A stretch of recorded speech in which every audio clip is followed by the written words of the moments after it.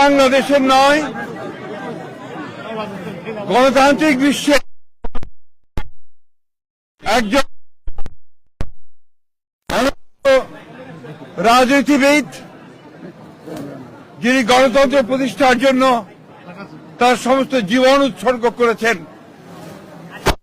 সেই মহান নেত্রী, বাংলাদেশের গণতন্ত্রের জন্য সংগ্রাম করা আপসীন নেত্রী, অনন্য সাধারণ ব্যক্তিত্ব সম্পন্ন মহিলা, দূরদৃষ্টি সম্পন্ন, প্রজ্ঞা সম্পন্ন একজন নেত্রী, যিনি গণতন্ত্রকে উদ্ধার করবার জন্য সংগ্রাম করেছেন এবং নির্যাতিত হয়েছেন, সেই অসাধারণ নেত্রী দেশনেত্রী বেগম খালেদা জিয়া আর আমাদের মাঝে নেই। আপনারা সবাই জানেন যে এই নেত্রী দীর্ঘদিন তার রাজনৈতিক জীবনের প্রায় সমস্ত অংশটাই তিনি গণতন্ত্রের জন্য সংগ্রাম করেছেন এবং গণতন্ত্রের মূল্যবোধগুলোকে প্রতিষ্ঠা করবার জন্য তিনি আজীবন কাজ করে গেছেন। 3 বার প্রধানমন্ত্রী হয়েছেন। যখন প্রধানমন্ত্রী হয়েছেন তখন গণতন্ত্রকে প্রাতিষ্ঠানিক রূপ দেওয়ার জন্য তিনি কাজ করেছেন, জনগণের উন্নয়নের জন্য কাজ করেছেন। আর যখন বিরোধী দল ছিলেন তখন তিনি একইভাবে সেই গণতন্ত্রকে প্রাতিষ্ঠানিক রূপ দেওয়ার চেষ্টা করেছেন। আজকে সেই নেত্রীর ইন্তেকালে বাংলাদেশের রাজনৈতিক ইতিহাসে এক অপূরণীয় ক্ষতি সাধিত হল এবং এই ক্ষতি পূরণ সহজে সম্ভব নয়। আজকে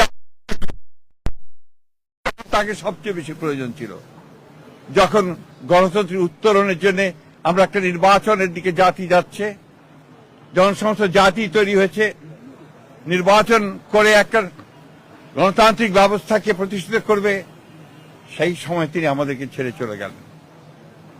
আমরা এই শোক, এই বেদনা আমাদের পক্ষে ধারণ করা খুব কঠিন।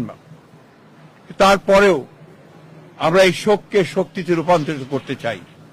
আমরা দেশনেত্রীর নির্দেশিত যে পথ, সেই পথকে অনুসরণ করে বাংলাদেশের গণতন্ত্রকে আমরা একটা প্রাতিষ্ঠানিক রূপ দিতে চাই এবং সেই পথকে লক্ষ্য করে আমরা আগামী নির্বাচনে অত্যন্ত সুষ্ঠু অবাধ নির্বাচন অনুষ্ঠানের মধ্য দিয়ে বাংলাদেশে গণতন্ত্র প্রতিষ্ঠা করতে চাই। সেই নেত্রী আজকে অসংখ্য লক্ষ কোটি মানুষকে কাঁদিয়ে চলে গেছেন। আগামীকাল তার জানাজা অনুষ্ঠিত হবে, দাফন হবে। জানাজার জন্য আমরা স্থায়ী কমিটি সিদ্ধান্ত নিয়েছি যে আগামীকাল দুপুর 2টায় পার্লামেন্ট ভবনের দক্ষিণ প্লাজায় যে মাঠ এবং বাণিক মিয়া অ্যাভিনিউ, এই পুরো অংশ জুড়ে আমাদের নেত্রীর জানাজা অনুষ্ঠিত হবে। এই জানাজা পড়াবেন আমাদের জাতীয় মসজিদের খতিব, অর্থাৎ বাইতুল মুকাররমের খতিব। আর এই জানাজায় যে সঞ্চালন করবেন, পুরো বিষয়টাকে যিনি সঞ্চালন করবেন, তিনি হচ্ছে আমাদের জাতীয় স্থায়ী কমিটির সদস্য জনাব নজরুল ইসলাম খান। এরপরে আমাদের স্বাধীনতার ঘোষক, বহুদলীয় গণতন্ত্রের প্রবর্তক, বাংলাদেশের আরেক কিংবদন্তির নেতা, যাকে রাখাল রাজা বলে এই দেশের মানুষ, তার মাজারে, তারই পাশে আমাদের এই মহান নেত্রীকে সমাধিস্থ করা হবে, দাফন করা হবে।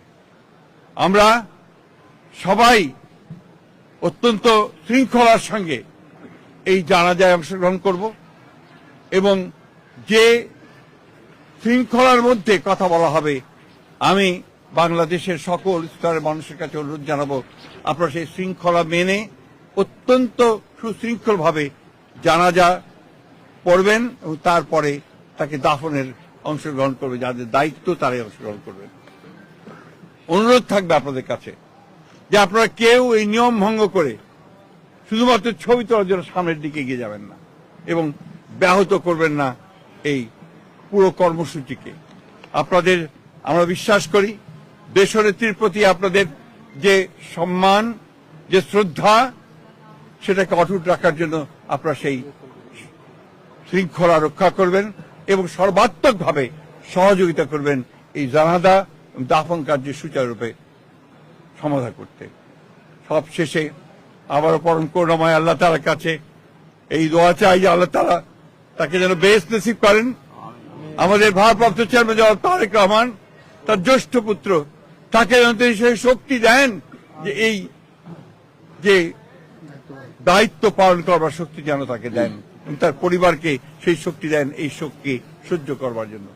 আসুন আমরা আজকে সবাই এই শোককে শক্তিতে রূপান্তরিত করে বাংলাদেশ জাতীয়তাবাদী দলকে একটা অপ্রতিরোধ্য দল হিসেবে গড়ে তুলি। বাংলাদেশকে সত্যিকার অর্থেই একটা গণতান্ত্রিক রাষ্ট্র হিসেবে আমরা প্রতিষ্ঠিত করি। সবশেষে আবারও আপনাদেরকে ধন্যবাদ জানিয়ে আপনাদের সকলের সহযোগিতার জন্য বিশেষ করে